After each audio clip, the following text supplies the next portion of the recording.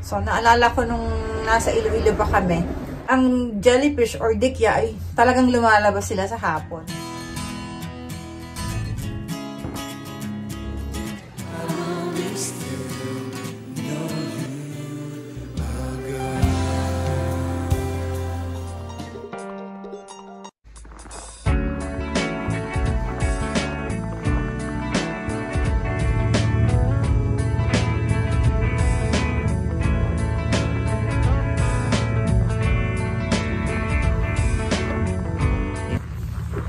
Good morning, guys. welcome sa ating channel. I'm Daisy Treat. Taas ng camera, oh. Ayan, today ay anong araw ngayon? Wednesday?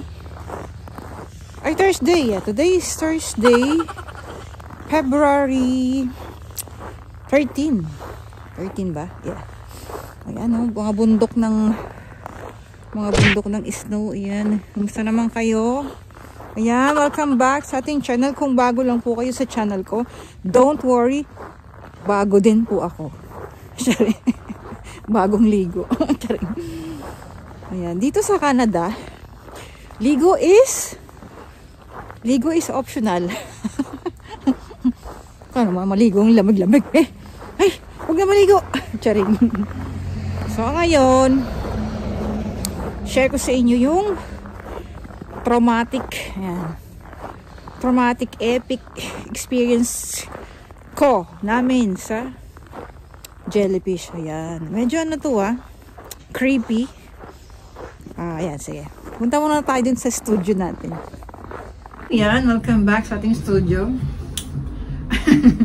Pilang studio, basta po ito dito sa Canada. Ito lang ang ating tabayan for, ayan, story sharing. So, ayan, sisimulan na natin yung kwento ko. Alam nyo ba, na-trauma talaga ako dun kasi itong beach na to ay sa Quezon Province. Ayan, Pagbilao. Sa Pagbilao, maraming mga beaches dun. Alam nyo, ang gaganda talaga ng beach doon. Talaga, ano siya, yung pagod? May bus. Ayan, may bababa. Bus. So, yun na. Ano siya? Talagang virgin, ano siya? Hindi po ako sasakay. Sorry. Ayan, ano nga siya? Virgin, ayun, parang Virgin Island pa siya kasi ang ganda talaga. Nakapunta na rin naman ako around Batangas, around Zambales na beach. Pero yung Pagbilao talaga na napuntahan namin, ayan, crystal water talaga siya. Ayan, tapos ang gaganda pa ng mga bato, rock formation nila. Pero yun nga, naano kami, nagka-trauma. So ayan, panoorin natin yung video na to, ayan. So ayan si Tita Nel. So hindi ko na lang i-mention yung totoong name niya. So, ayan, nag-joke pa nga kami dyan kasi 24 hours na. So, binibidyo ko siya kung tatalon ba siya. Ayan. So, ayan yung pagkatalon niya. Ayan, hindi pa siya na-jellyfish. Lumapit siya dun sa isang kasamahan namin. Yan, kay Maymay. Nung pagkalapit niya, dun siya na-jellyfish. So, actually, si Ate Nel, si Tita Nel, yung na-jellyfish. Tapos, nagulat siya na ipasa niya doon kay Maymay yung jellyfish na yun. And after nun, ako yung nakakuha ng video. Hindi ko na siya na-continue kasi natakot na ako kasi sumisigaw na si Maymay na masakit. Tapos, buti na lang yung ano namin, yung bangkero namin. Talagang natutulog siya sa ilalim ng bangka. Nagising siya sa ingay namin.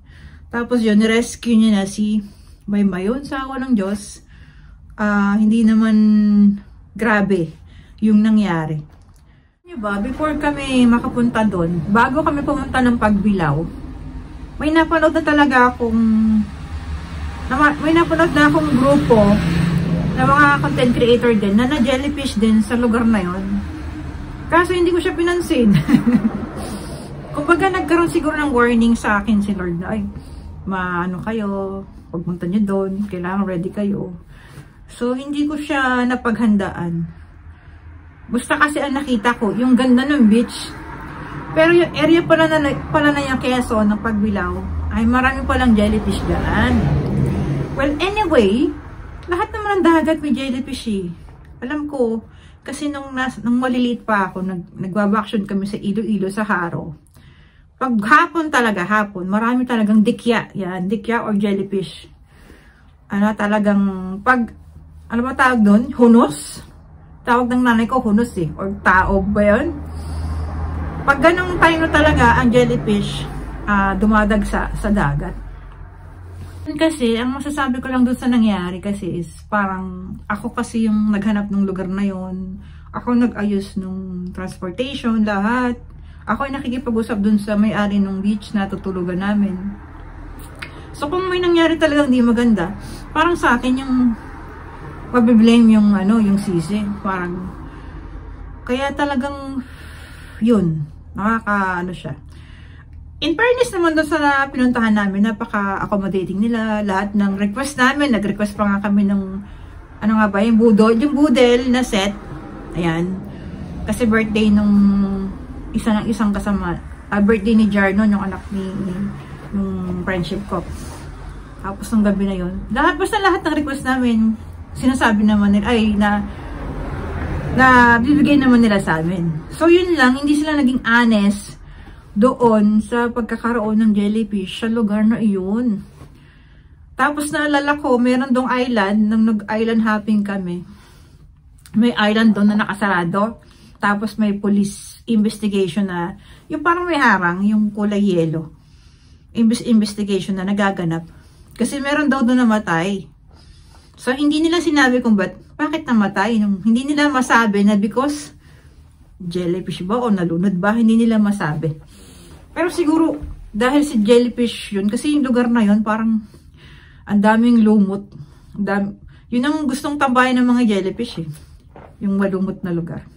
So, ang sa akin lang, sana kasi sinabi nila ng maayos. Para hindi naman kami pwede naman maiwasan eh. Maiwasan yung jellyfish. Sabi naman nila, sila ay nag-under training para sa jellyfish, para sa first aid at pag-rescue. So, dapat hindi kami mangangamba. Pero hindi nila yun sinabi sa amin.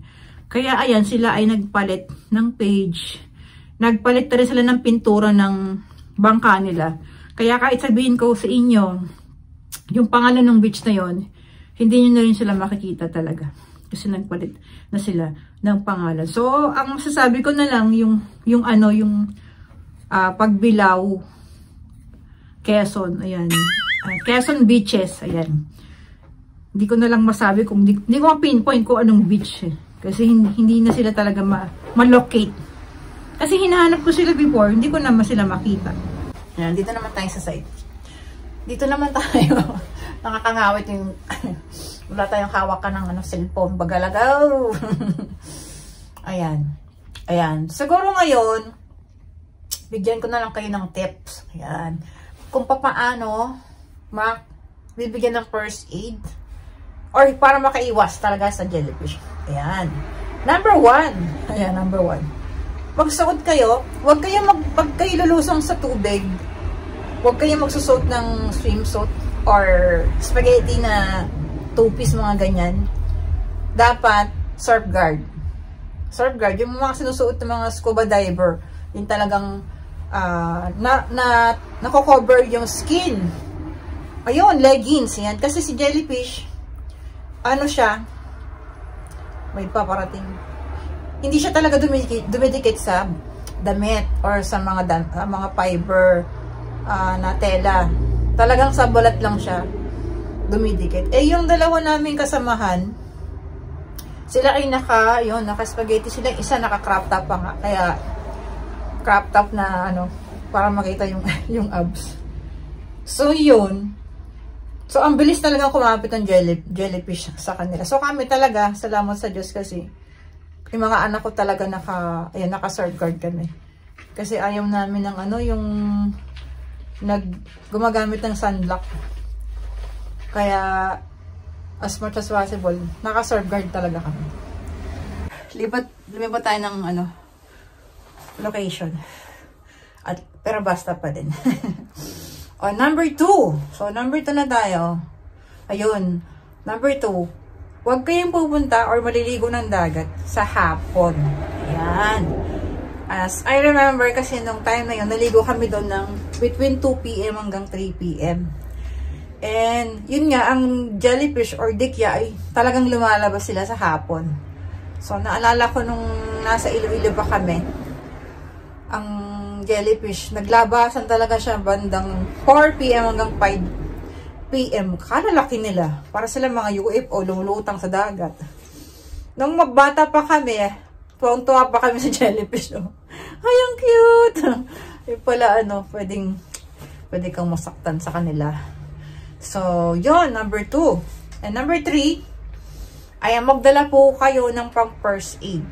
So, ang sinasabi nilang pang first aid sa jellyfish ay suka. And then, pwede rin daw yung mismong tubig ng dagat, ibubuhos mo mismo doon sa jellyfish. Ayan. So, yung pag-rescue nga sa amin na ginawa is, sana pala na-videohan ko kasi nung nakita kong na jellyfish, talagang ni-stop ko na yung video recording. Natakot na kasi ako nun. Kinuskos. Kumuha ng uhangin, kinuskos yung jellyfish. Which is mali daw pala yun. Kasi pwedeng matrigger yung jellyfish, tapos maglabas siya ng poison. So, buti na lang, hindi naman nangyari yun. Ayun, nakakaano lang, balikan. Kasi nga, ako yung naghanap ng lugar na yun. Kung babalik kami doon, babalik kami doon. Pero, yun, ready na kami na. Hindi na nila kailangang itago pa yun. Kasi lahat naman ng dagat, may dikya, jellyfish. Dikya, jellyfish, yun. Yan, lahat naman ng beach, lalo na sa Pilipinas, merong ganon. Ang importante, meron kang knowledge kung paano mo iiwasan, kung paano mo masusolusyonan yung ganong sitwasyon na hindi mo na kailangan may experience pa yun na mag-jellyfish ka. Basta may knowledge ka, may power ka. Sa Ernie Baro, yan. Totoo yun, kapag equip ka dun sa ginagawa mo, kahit dangerous pa yan, basta alam mo yung gagawin mo, hindi ka masasaktan or basta yun na yan. Basta alam mo yung gagawin mo, alam mo yung solusyon, alam mo yung first aid, yun, magiging okay ka rin naman. Basta yun, number 1, huwag kayong lulusong sa tubig na naka spaghetti or swimsuit, na labas yung skin, bare skin. Then number 2, huwag pupunta ng hapon, lalo na sa mga bata. Nako, akala nila laruan yung jellyfish. Pag dumikit, nako. Then number 3, yan, first aid and how to handle the situation. Ayan, I hope, yan, marami kayong natutunan doon sa experience ko na yon. Sorry din kasi hindi ako naging honest doon sa vlog na yon, doon sa Pabuela. Ayan, lagay ko po yung link dito kung gusto niyo pong panoorin. Ayan, para makita nyo rin kung saan yung beach na yon, para ma-figure out nyo kung yun ba yun or hindi ba yun. Kasi nagpalit na sila ng pangalan. Pero kung if ever had a chance, mabalik pa rin kami doon kasi ang ganda ng sandbar doon eh. Basta magiging ready na lang kami doon sa mga pwedeng mangyari. So ayan guys. Ayan, I hope marami kayong tips sa pagpunta sa beach ngayon dyan sa Pilipinas. Ang Pilipinas ay napakaraming beaches, napakaganda. Ayan, naka-face mask na ako kasi ang hirap huminga. Parang pag huminga ka, parang kang mahahatching. Tapos ang sakit sa ilong. Ayan, uwi na ako. Tapos, yan, i-edit ko na to. Matabingi. Tapos, upload ko na. Ayan, mag-ingat po kayo sa pagpunta sa beach ngayon, dyan sa Pilipinas, sa darating na halalan, sa darating na bakasyon. Ayan, ilangoy nyo na lang po ako. I miss the beach, I miss the Pilipinas. I hope makalangoy ulit dyan sa mga dagat. O, parang ang dating. Ano to? Classic. Classic hair salon. Magkano? Oh, regular haircut. Ayan, oh. Classic hair salon. Men and women. Ay, 19. Eyebrow. $4. Keratin. Oh my god. 200. 199. Parang 200 na. Ayaw ka, mahal.